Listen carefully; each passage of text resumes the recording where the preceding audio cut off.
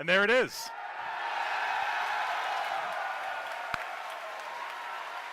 You're looking at a view from the top of the second stage of the Falcon 9 rocket.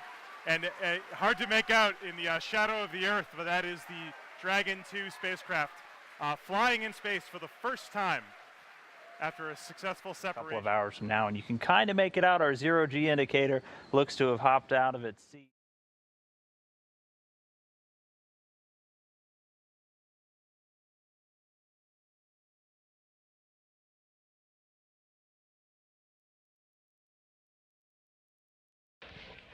This is Mission Control Houston. You are getting a live view of the Dragon spacecraft now just about 3,000 meters away from the International Space Station. At this time, the International Space Station about to enter into an orbital nighttime 266 statute miles above the Earth, just south of Australia. Again, about to enter an orbital nighttime. You'll see the views get a little bit darker.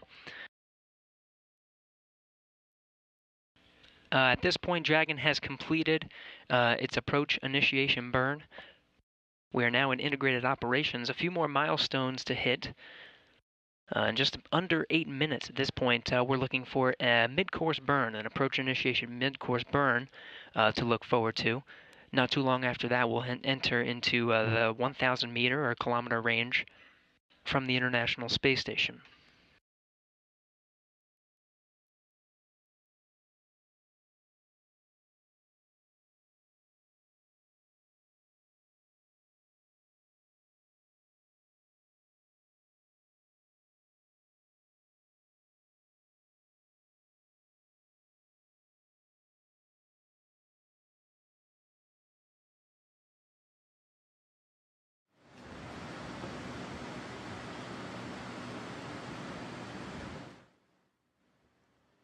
All right, and so this is our first view from the camera on Dragon. So this is a forward view, so right on the end of the nose, well, right where the nose cone used to be, no longer covering it, but right by the docking port for the Dragon spacecraft. So that's actually a view back at the International Space Station.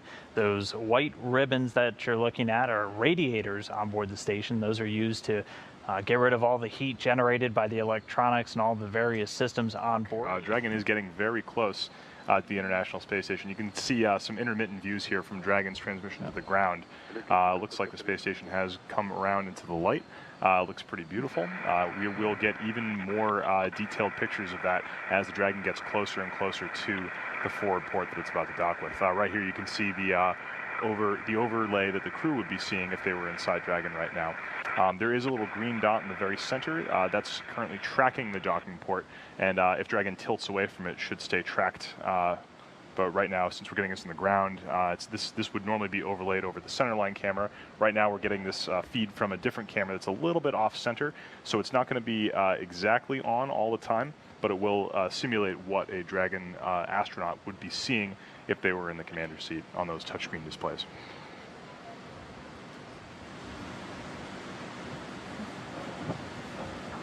All right, and we just heard confirmation that Dragon is now inside of the keep out sphere. Now again, the keep out sphere is an imaginary circle around the International Space Station of about 200. Again, this is from a view of the forward media cam at the top of the Dragon 2 module.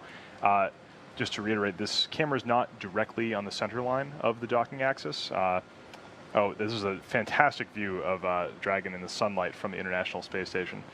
So normally when we're getting views from the Dragon for this webcast, you're going to be seeing a camera that's not quite on the center line, so it's a little bit off, and it may not look like we're heading directly towards the docking adapter, but if we're lucky enough, we might get some views from the centerline camera in the very center of the hatch from the space station, and you can see us kind of headed on right in. But right now, this is an unbelievable view from the space station. You can see Dragon 2 in full light with its nose cone open, its soft capture ring deployed. You can actually start to see those 3 petals that I was talking about earlier on that ring, 120 degrees apart. That ring is extended above the hatch by 6 hexapod arms that are all attached to Dragon by springs. So that will be the first part of Dragon to make contact with the ISS. And when it does, those springs will compress and absorb and dampen any of the relative velocity differences between the space station and Dragon. This soft capture system was actually subjected to extensive testing and the 6 degree of freedom dynamic test system at NASA Johnson, and this was actually the very same system they used to test other docking systems at NASA.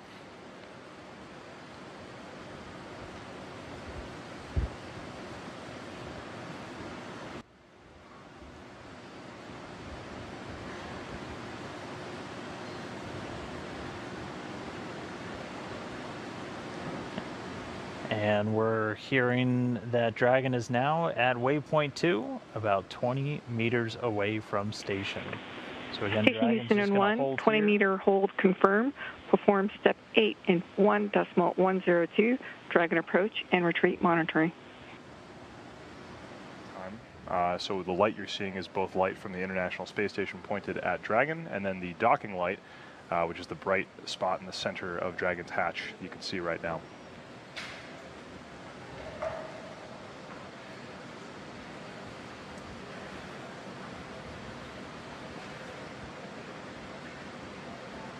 Right now, Dragon's flight computer is using those Draco thrusters, as you can see them firing on your screen to Station Houston in 1, Dragon is resuming approach and is go for docking. Monitor per steps 9 and 10 in 1.102. Dragon approach and retreat monitoring.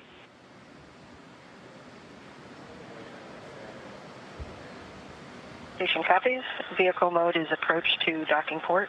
Primary range is decreasing. Vehicle is centered. Copy all. And getting good reports from McClain there on board the International Space Station. Dragon is approaching, everything in on the center, and still looking good. So the crew is using that centerline camera on the Dragon spacecraft just to do all of their final monitoring of the vehicle. This camera a little off center. This is not the one the crew's using, but this is one that we have. But you can see now that international docking adapter. It's attached to a larger black piece of the station. That's a pressurized mating adapter, which is then attached to actually one of the modules, which is known as Node 2 in the Harmony. It's the Harmony module. So Dragon continuing to close in. It's expected to take just about 5 minutes or so, and there's a great side-by-side look. One view on your left from Dragon, one view on your right from the International Space Station. On the view on the left from Dragon looking at the space station, we can finally see those details of the international docking adapter. The IDA is a passive system, and the Dragon contains all the active components of that docking system. You can actually see those androgynous petals, those 3 petals that are kind of sticking at 120 degrees apart from each other on the IDA on the left-hand side. In the very middle is actually a visual docking target that the astronauts can use to judge whether or not the Dragon is right on course. It has a little stick that comes off from the center of it, so you can see the stick's shadow and determine whether or not you're directly on center in all 3 axes. Like Dan said, this camera view on the left from Dragon is not the centerline camera. It's actually the forward media cam. Range is 9.5 and decreasing. Vehicle is centered. Largest excursion observed is less than half a meter. Less than half a degree. Copy. All right, we're inside 10 meters. Halfway there. Like I was saying, this camera view right here is just a little bit off center from the center line, so it may look like we're not approaching that IDA directly head on, just because the camera's not in the right position, but the crew has that center line camera, which is directly dead on, and as long as we keep hearing these good callouts, it sounds like Dragon is dead right where it needs to be. And there it is, there's that center line camera view that the crew in the International Space Station is using. They use the overlays to figure out, and that visual docking guide right there to make sure that Dragon is exactly where it needs to be as it approaches.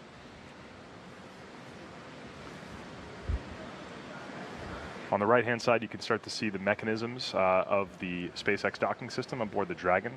The very first part of Dragon that will make contact with the ISS is that soft capture ring. You can see it's extended forward from the hatch of the Dragon right now.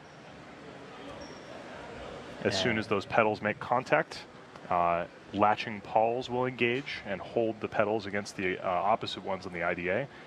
and contact pins will depress, and we should hear the call out for soft capture achieved. Crew hands off point. Copy. All right, so we're at that crew hands-off point. That means we're about 2 meters away. Crew no longer sending commands. Dragon doing everything on its own.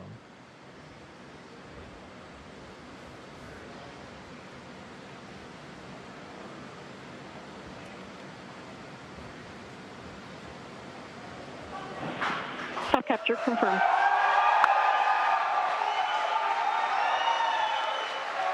Mission confirmed. You can hear the cheers behind us at SpaceX headquarters in Hawthorne, California. We have confirmation of a soft capture of the Dragon spacecraft to the International Space Station. You can see in your view the Dragon still moving around a little bit. That's the soft capture ring is attached to Dragon by way of 6 arms that are all attached to springs that help dampen the motion, the difference in the relative velocities between the Dragon and the space station.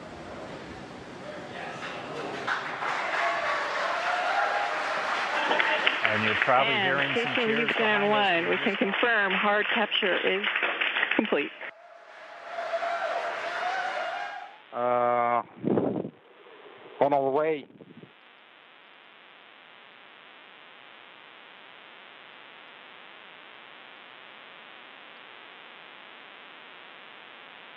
And historical depth, all way of a human being,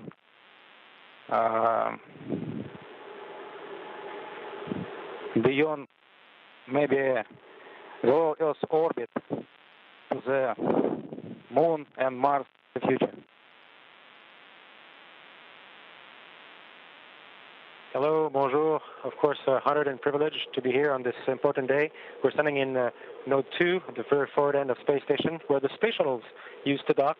And now we have a brand new vehicle that's come this morning, flawless operations, the result of years of work, thousands of people around the world among many teams. And it was a beautiful thing to see. Of course, SpaceX is all about teamwork, collaboration. Today we welcome the brand new spacecraft to Space Station, a great new addition to the quiver of tools we have, humans, to further space exploration. This is a good day, first day of a new era for the next generation of space explorers.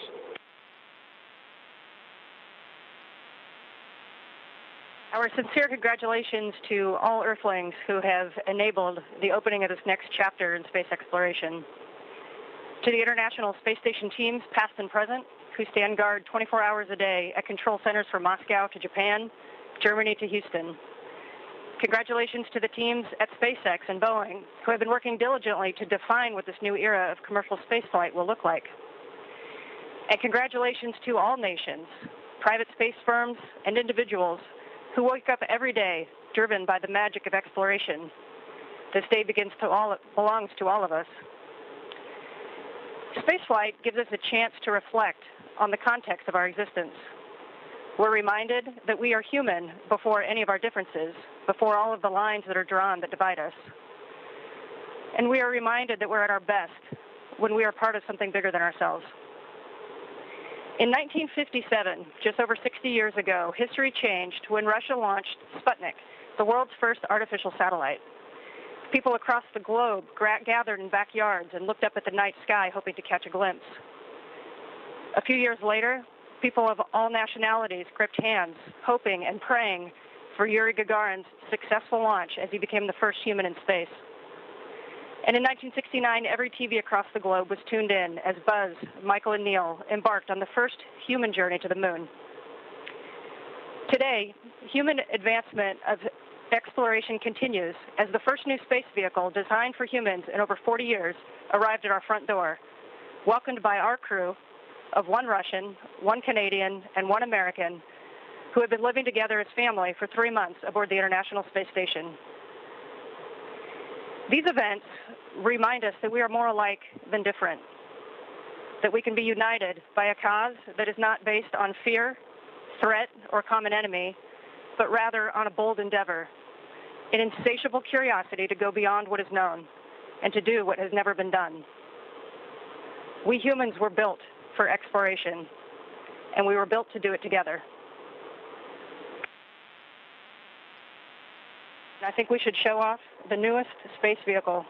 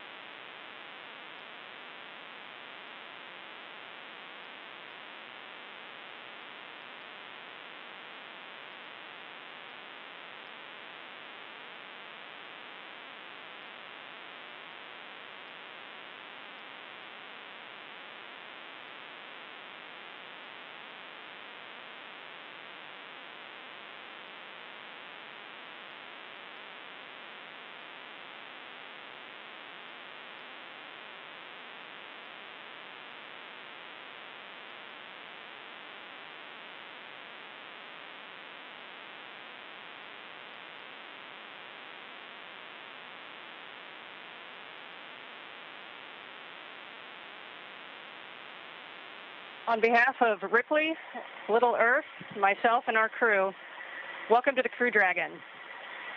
Congratulations to all of the teams who made yesterday's launch and today's docking a success. These amazing feats show us not how easy our mission is, but how capable we are of doing hard things. Welcome to the new era in spaceflight.